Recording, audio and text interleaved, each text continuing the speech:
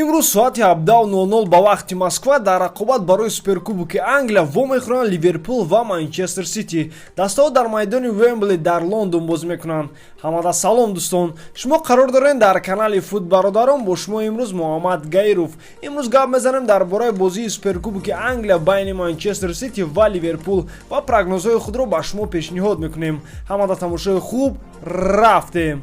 Дӯстон, мехоҳам ба шумо хотиррасон кунам ки ин видео бо ёрии AdinXBet сохта шудааст. Коэффициентҳои баланд, бонусҳои гуногунро шумо танҳо аз ин ҷо меёбед. Ссилкаи бозӣ дар комментарияи ин видео.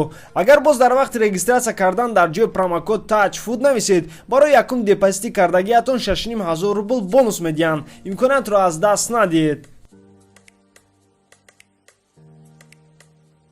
Ливерпул сезони гузашта дар Аврупо ғолиби Лигаи Чемпионҳо шуд. Дар Премер Лигаи Англия бошад, дар ҷои дуюм қарор гирифт, аммо бо холи рекордӣ барои дастаҳое ки ҷои дуюмро гирифта буданд.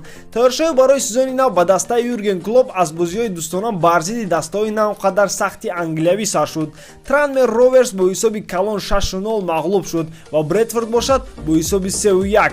барои тайёршавии сезон Ливерпул боз 5 бозии дигар гузаронд бар зидди топ дастаҳои Аврупо. Дар ин бозиҳо дастаи Юрген Клоп навқадар хуб бозӣ карданд. 1 ғолибият, 1 мусовӣ ва 3 бохт. Ливерпул бо ҳисоби 3-2 аз Борусия Дортмунд мағлуб шуд. Аз Севиля 2-1, аз Наполи бошад 3-0. Онҳо танҳо бо Спортинг мусовӣ бозӣ карданд бо ҳисоби 2-2 ва ба дастаи Лион ғолиб баромаданд бо ҳисоби 3-1.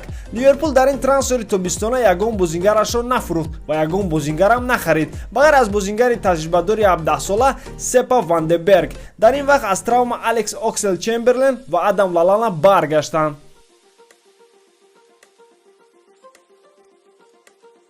Манчестер Сити дар сезони гузашта як чизи нодирро офарид. Дастаи Пеп Гвардиола ғолиби ҳар се турнири даруни ҷумҳуриявӣ шуд: чемпионат, Кубоки Англия ва Кубоки Лигаи Англиявӣ. Сити дар таърих якумин даста шуд ки тавонист требли ҷумҳуриявӣ кунад. Барои сезони нав даста 19 маротиба пайҳам дар бозиҳои даруни ҷумҳуриявӣ ғолиб баромада буданд. Дар мавсими беруна Манчестер Сити 4 бозии назоратӣ гузаронд дар доираи худ Осиёи даврӣ дар ҳафти мусобиқаи Азия Трофи. Сити Вестхэмро бо ҳисоби 4-1 мағлуб сохт, аммо дар финал бо зарбаи 11 метра аз Вулверхэмптон мағлуб шуд. Баъдан Сити бо ҳисоби 6-1 ба дастаи гонконгӣ Кичи ғолиб баромад ва бо ҳисоби 3-1 дастаи ҷопонӣ Йокогама Маринасро мағлуб сохт. Манчестер Сити дар ин трансфери тобистона ползашиники испанӣ Родриро бо маблағи рекордии даста 70 миллион евро харид. Ба ғайр аз ин Сити аз ПСВ шартномаи ҳимоятгар Анхелиноро харид.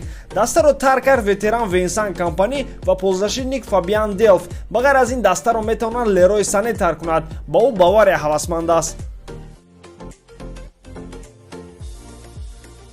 барои ғолибияти Ливерпул дар вақти асосии бозӣ букмекери AdinXBet 3.10 медиҳад. барои мусовӣ бошад 3.92 ва барои ғолибияти Манчестер Сити 1.98.